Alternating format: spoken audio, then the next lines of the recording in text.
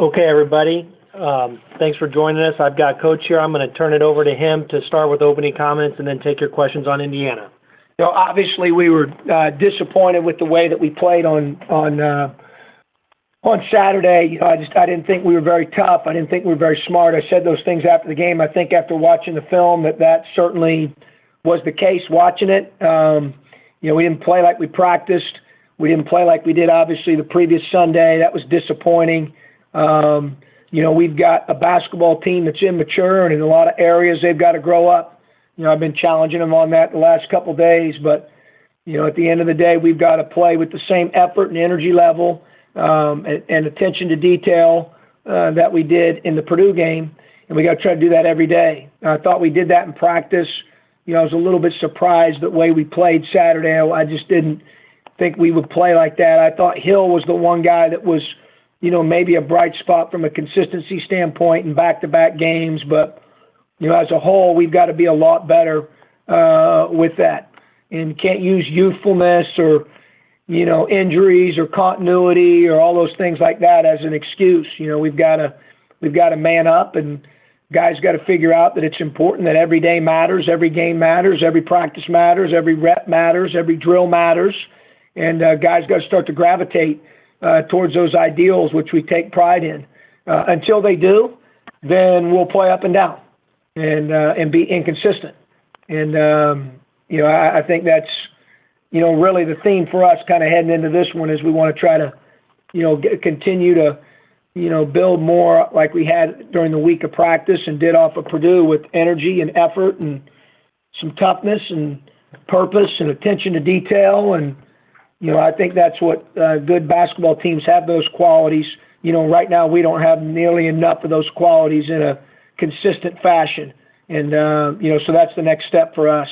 Obviously heading into tomorrow night, Indiana's really good. I mean, they're great offensively. I think they're much improved from last year defensively. They've got multiple weapons. They shoot the three well. They put the ball on the floor. Obviously they got a great home court.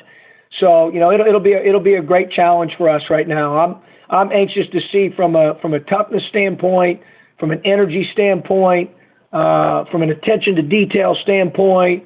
I think the staff's done a great job, as they always do. I've got a great staff of putting together, a good game plan, but those guys got to execute it, and they got to execute it in a way in which we're connected both offensively and defensively as a group throughout the 40 minutes. Questions?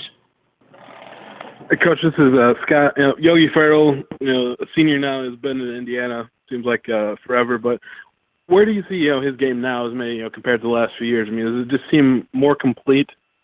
Oh, for sure, and he's efficient. I mean, obviously at this juncture, and certainly we don't vote at this point, but, they're sitting at 5-0 on a 10 or 11 game win streak at this point. You could make the case or certainly debate that, if the league ended today, which certainly it doesn't, but hypothetically, he'd have a chance to be the player of the year in the league. I mean, he's in that, at least in that breath with some of the other greats in our league. So, yeah, he's having a great year. He's very, very efficient.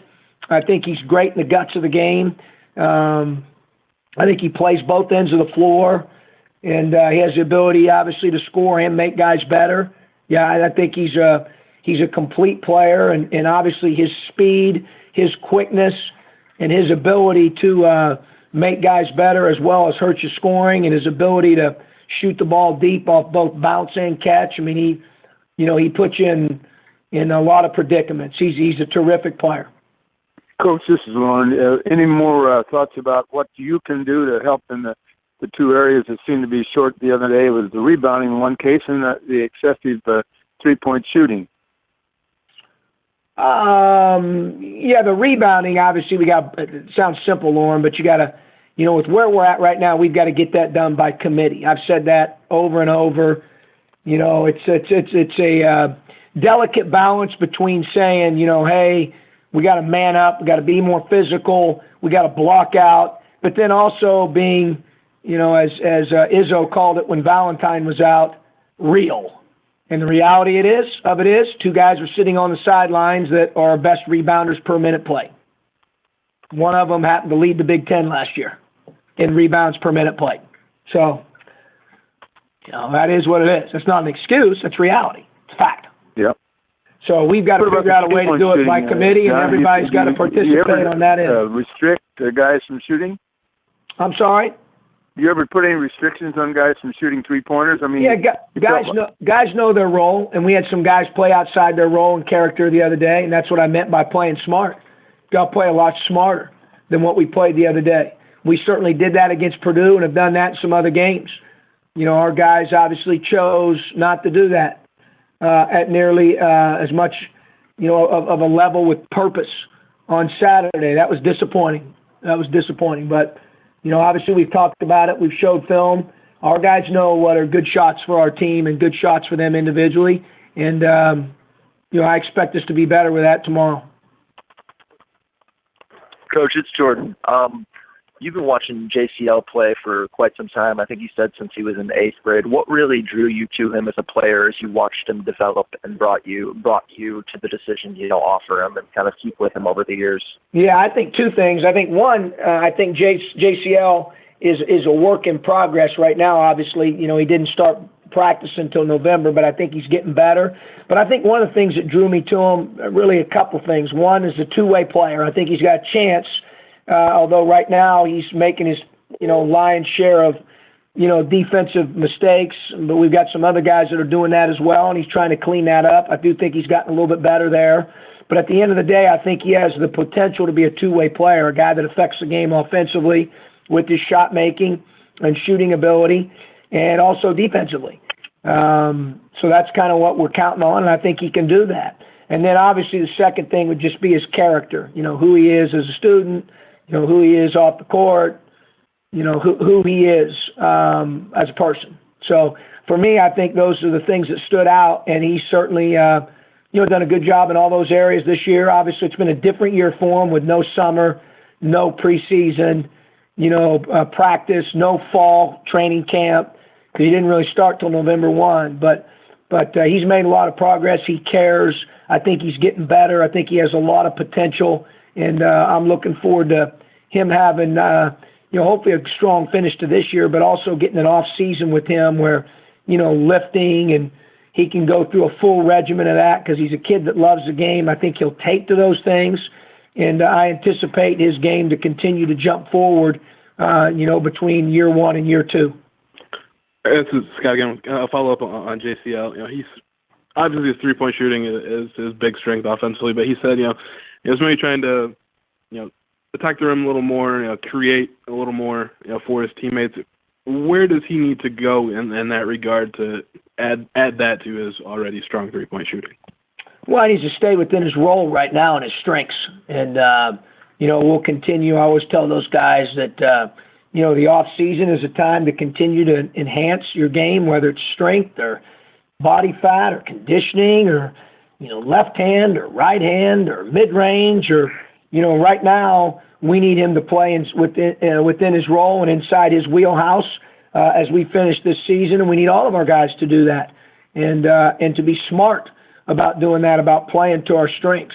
So certainly he has a chance to pick and choose his spots there because everyone's trying to run him off the line or they know how good a shooter he is. But at the end of the day, you know, that's something I think as we move forward and he gets a chance to have a full summer, a full fall. He didn't get a chance to have very many of those things, if any, compared to the rest of the guys. So I think those things will start to really develop and grow moving forward, you know, once we get outside this season. Yeah, one more on him. Yeah, he's the first guy out of Indiana to sign with Illinois in 3 decades. I mean, does that maybe open that area up a little more recruiting-wise for you? Well, I don't, you know, that's I can't control all that stuff. But, you know, for us, it's about finding the right fit. Obviously, you know, I'm from there. I recognize they've got, you know, there's very good in the Midwest in general, but certainly that state's no different. You know, good coaching, good talent, good players. We'll certainly, you know, recruit there. You know, we've done that since we've been here. You know, regardless of JCL or what the, you know, 3-decade track record shows. You know, we're trying to find Illini guys that fit what we are looking for and what we need, and, you know, certainly we'll entertain, you know, recruiting in that state as well. Coach, any news? This is Lauren. Coach, any news on Thorne this week? Yeah, he's actually done a little bit of practicing, non-contact, a little bit of contact. We've kind of tried to go day by day with it because we're not sure how the knee's going to respond. Originally, when he started doing some activity, when he, a little bit more than just treatment and rehab, it was sore and all that and swollen, but now it's, it's a little bit better. He's gotten a little bit better with it, and I think, there's a chance we've gotten to the point where, we may be able to use him for some minutes. It just depends. I wait for the report from Schmitty and the docs every day. How did it respond? He wakes up the next day. How does his knee respond to, doing treatment, doing rehab, being on elliptical or treadmill or doing 5-on-0, or some days it's more favorable than others. Hopefully he did do a little bit today. We had to do a couple of things a little different with him today because of warm up and trying to get his body a little bit looser, and he just hasn't done anything for so long. So, it's really it is kind of day to day. Is there a chance we could play him moving forward? Tomorrow night or even this upcoming weekend? Certainly, but those decisions won't be made until day of. Is he in the realm to potentially be able to do that? Yeah, but it's just going to be a day to day thing with him. Coach, it's Jordan again. I know that you can't control what the NCAA does or says about waivers and stuff like that, but just can you describe how you approach the situation with Thorne and the situation with Black when it comes to trying to get them minutes this season if you can, or, having the potential of trying to preserve their eligibility for another year? Yeah, well, obviously Black's a different situation. He's an underclassman. That one goes to the Big Ten office. That does not go to the NCAA. Sixth-year guys like Abrams and Thorne go to the NCAA. You don't fill out those waivers until the end of the year. And obviously our job is to try to make every effort to bring them back. Tracy's situation is a little bit different. Obviously with an Achilles tendon tear and surgery, you pretty much know you're out for the year, very similar to his previous year's injury of the ACL being torn and repaired. So Thorne's is a little bit different, a little bit of a wild card. It's a lateral, not a medial. He's a type 1 diabetic. Weight, conditioning, all those things that you have to deal with when you have, when you're diabetic. So, his is more day-to-day. Soreness, swelling. Your swelling can be a little bit more when you're diabetic. It's just, that one's a wild card. Abrams is a little bit more fixed.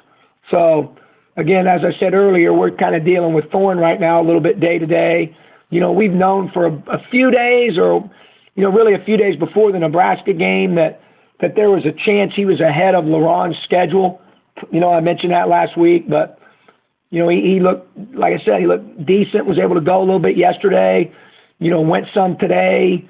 We'll see how he feels tomorrow morning when he wakes up. I know deep down he wants to play and help his team, but we've got to try to do what's best, and we'll see how the knee responded to yesterday and today's back-to-back activity before we make that decision tomorrow.